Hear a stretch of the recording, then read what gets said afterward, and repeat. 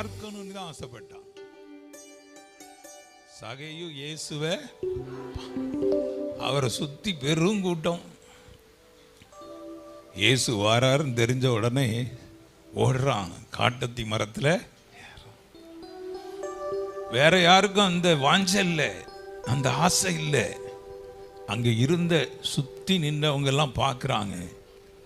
பார்த்தாலும் வெட்கப்படாம ஓடி போய் மேலே ஏறி இயேசுவை பார்க்க ஆசைப்பட்டான்.